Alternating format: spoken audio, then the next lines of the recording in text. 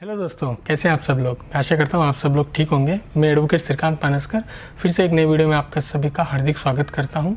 इस वीडियो में हम देखने वाले हैं कि जीएसटी रजिस्ट्रेशन करते टाइम जो हमारे सामने दो बड़े क्वेश्चन होते हैं कि हमें कंपोजिशन स्कीम लेना है या रेगुलर स्कीम लेना है, तो ये हम कैसे डिसाइड करें, इन दोनों के फ़ायदे क्या हैं, नुकसान क्या हैं। तो इस वीडियो में हम इसी टॉपिक पे बात करने वाले हैं। अगर आप हमारे चैनल पर नए हैं तो हमारे चैनल को सब्सक्राइब ज़रूर करें, वीडियो अच्छा लगे तो लाइक और शेयर ज़रूर करें। चलिए वीडियो शुरू करते हैं। सबसे पहले बात करते हैं कंपोजिशन स्कीम की।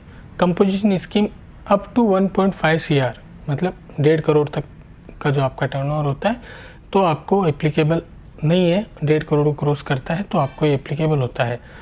और इसके अगर फ़ायदों की बात करें तो दूसरा सबसे बड़ा फ़ायदा है कि इसमें जो टैक्स की रेट्स हैं जीएसटी की वो बहुत ही कम है। इसमें मोस्टली 3 टाइप की रेट्स हैं, 1%, 2% और 5%।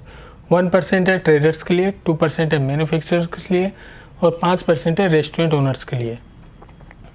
अब तीसरी इसमें बात है, तीसरा जो इसका फ़ायदा है वो है कि इसमें ईयरली केवल 5 रिटर्न भरनी होती है अपने को, वार्षिक ओनली 5 रिटर्न। मीन्स कौन कौन सी?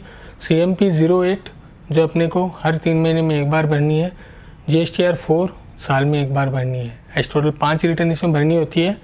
इसका जो चौथा जो बड़ा पॉइंट है वो है, इसका फ़ायदा जो है वो है कि इसमें आप अगर एक ट्रेडर हैं या मैन्युफैक्चरर हैं जिनको इनपुट से कोई मतलब नहीं है, केवल B2C काम करते हैं, मतलब आपका जो प्रोडक्ट है वो डायरेक्टली कस्टमर को डिलीवर होता है। मीन्स आपका B2B का काम नहीं है, बिजनेस टू बिजनेस नहीं, बिजनेस टू कस्टमर है डायरेक्ट।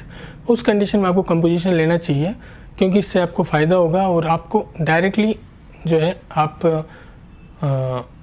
आपको इनपुट या जो आउटपुट जो रहता है जीएसटी में उसके झंझट में फंसने की ज़रूरत नहीं है। बस अपना टोटल टर्नओवर लीजिए, उसके ऊपर अपने जीएसटी रेट के हिसाब से रेट जीएसटी कैलकुलेट कीजिए और भर दीजिए। बस इतना ही काम होता है कंपोजिशन में।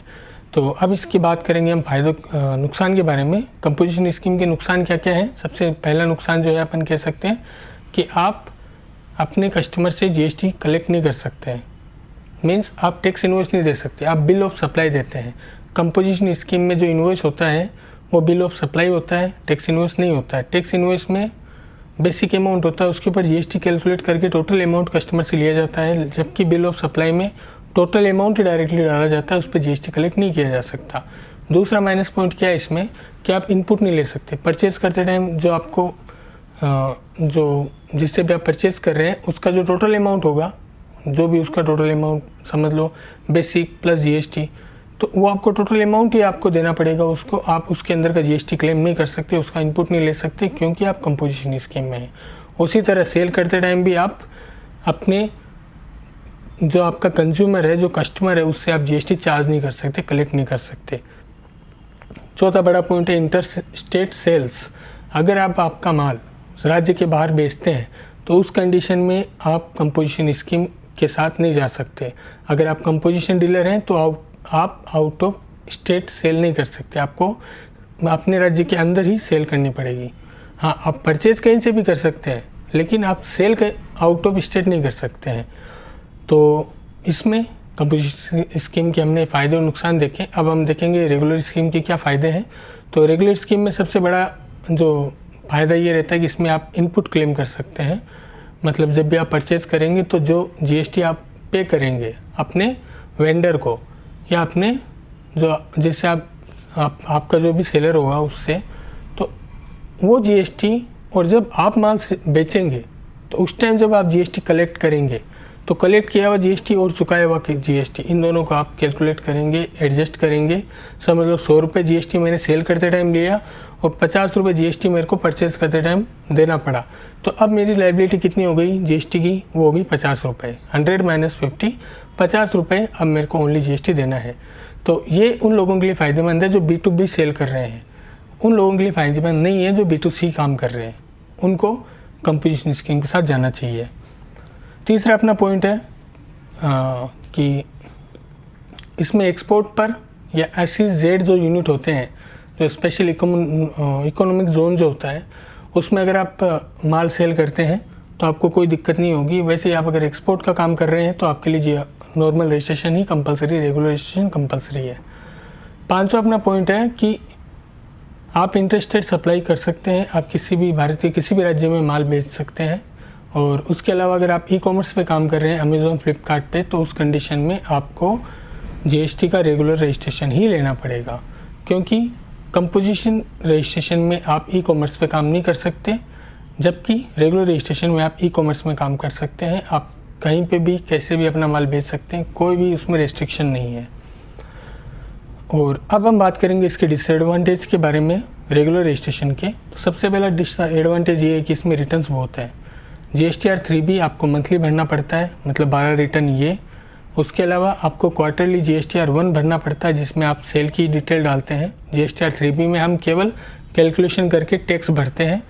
GSTR 1 में हम इनवॉइस डिटेल्स देते हैं कि हमने हमारा माल किसको बेचा है, सामने वाले का GST नंबर क्या है, पार्टी का कितना अमाउंट था, कितना बेसिक था, कितना CGST, SGST, IGST जो भी एप्लीकेबल है, ये सब डिटेल GSTR 1 में होती हैं। और जो अपनी ईयरली एक रिटर्न होती है GSTR 9 जिसे बोला जाता है। तो टोटल अपनी 12 रिटर्न ये, 4 रिटर्न GSTR 1 और 1 return yearly, means total 17 return अपने को GST में भरनी पड़ती है रेगुलर रजिस्ट्रेशन में। तो इसमें झंझट ज़्यादा होता है, आपको एक अलग से किसी को अपॉइंट करना होता है जो ये काम आपका करे, तो इसका भी एक एक्सपेंसेस बढ़ जाता है। जबकि कंपोजिशन में ऐसा नहीं है, आप बस अपनी टोटल सेल्स लो, टोटल सेल्स, टोटल टर्नओवर जो भी आपका हुआ है उसके ऊपर डायरेक्टली एक फ्लैट रेट लगाओ जो भी आपको एप्लीकेबल हो रही है। जैसे समझ लो मेरे को 1% एप्लीकेबल हो रही है, मेरा टर्नओवर 10 लाख का है, तो मैं सीधा 1% कैलकुलेट करूँगा, जो भी अमाउंट आएगा वो मैं GST भर दूँगा। तो रेगुलर रजिस्ट्रेशन में कैसे है कि आप परचेज़ के टाइम में जो GST भरा उसको लेंगे, 50 रुपये जो अभी हमने एग्जांपल लिया था उसमें 50 रुपये लूँगा, सेल में 100 रुपये लूँगा, फिर कैलकुलेट करूँगा कि मेरा टोटल सेल्स इतना है, उसके ऊपर GST इतना है, परचेज़ में इतना था और परचेज़ का GST इतना है, अब मेरा एडजस्टमेंट के बाद में मेरा टोटल GST पेबल इतना निकल रहा है। तो इस कंडीशन में आपको काम बहुत ज़्यादा करना पड़ता है GSTR रेगुलर रजिस्ट्रेशन में। दूसरा माइनस पॉइंट है GSTR 2 रिकन्सिलेशन, मीन्स जब भी आप कोई माल खरीदते हैं तो आपका जो सेलर है या जो आपका वेंडर है जिससे आप माल खरीद रहे हैं, वो अपने GSTR 1 में आपका इनवॉइस दिखाता है, मतलब आपका GST नंबर डाल के वो अपना सेल इनवॉइस दिखाता है कि मैंने इतने रुपए का माल इस व्यक्ति को बेचा है। तो वो जब अपना GSTR 1 भरता है तो वो आपके GSTR 2A में रिफ्लेक्ट होता है। अगर ऐसा नहीं होता है, समझ लो सामने वाली पार्टी ने GST नहीं भरा आपका, लेकिन आपके बुक ऑफ अकाउंट्स में तो परचेज शो हो रही है और उसका GST का इनपुट भी दिख रहा है, तो उस कंडीशन में कैसे होता है कि अपने को ओनली 10% बुक ऑफ अकाउंट्स का जो GST होता है उसके ऊपर ओनली 10% IT से अपन क्लेम कर सकते हैं। उस कंडीशन में अगर बड़ा अमाउंट होता है GST का तो हमें GST ज़्यादा भरना पड़ता है। सेल पे जो GST होगा वो हमें ज़्यादा भरना पड़ेगा क्योंकि हमारा इनपुट कम होगा, क्योंकि वो GSTR 2A में दिखा नहीं है। तो ये इसके सबसे जो अहम या जो मेन पॉइंट्स हैं, डिसएडवांटेज हैं, वो मैंने आपको बताए। तो इन शॉर्ट जो एक अपन इस पूरे वीडियो का निकालते हैं कि एक निष्कर्ष क्या निकलता है, तो ये है कि अगर आप छोटे स्मॉल टैक्स पेयर हैं, छोटे व्यापारी हैं और आपकी सेल ज़्यादातर B2C हो रही है, तो उस कंडीशन में आपको कंपोजिशन स्कीम लेना चाहिए। और अगर आपकी सेल B2B ज़्यादा हो रही है या आपका जो कस्टमर है वो आपसे इनपुट की मांग कर रहा है, GST इनपुट की, तो उस कंडीशन में आपको रेगुलर रजिस्ट्रेशन लेना चाहिए। अगर आप ई-कॉमर्स में काम कर रहे हैं तो आपको रेगुलर लेना ही कंपलसरी है। और अगर आप पर्सनली सब कुछ करना चाहते हैं, आप किसी को अपॉइंट नहीं करना चाहते, बाहर खर्च नहीं करना चाहते और आपको इतना कोई ज़्यादा फ़र्क नहीं पड़ रहा है उस चीज़ का कि मेरे को इनपुट, समझ लो आपका जो जिससे आप माल खरीद रहे हैं वो माल इस टाइप का है कि जिस पे GST लगता ही नहीं है या 0% रेट में है, तो उस कंडीशन में आपको जो है कंपोजिशन स्कीम की तरफ जाना चाहिए। और आप अगर एक एक्सपोर्ट के बारे में सोच रहे हैं या SEZ के सेल के बारे में सोच रहे हैं तो आपको GST रेगुलर में लेना चाहिए। तो इस वीडियो में अभी के लिए इतना ही, हमारे साथ जुड़े रहिए। और अगर आप हमसे GST रजिस्ट्रेशन करवाना चाहते हैं, हम GST रिटर्न फाइलिंग भी करते हैं, वो भी बहुत ही अफोर्डेबल प्राइसेस में। तो ये जो आपको रेट दिख रहा है यहाँ पे, ये हमारे रेट्स हैं और ये रेट्स वरी करते हैं depend on registration of a business, मतलब बिज़नेस किस टाइप का है। अगर वो प्रोप्राइटरशिप है, पार्टनरशिप है, कंपनी, तो उसके रेट्स चेंज होते हैं, ये एक बेसिक है। तो अगर आपको किसी को भी हमारी सर्विसेज चाहिए हो तो आप हमसे संपर्क कर सकते हैं।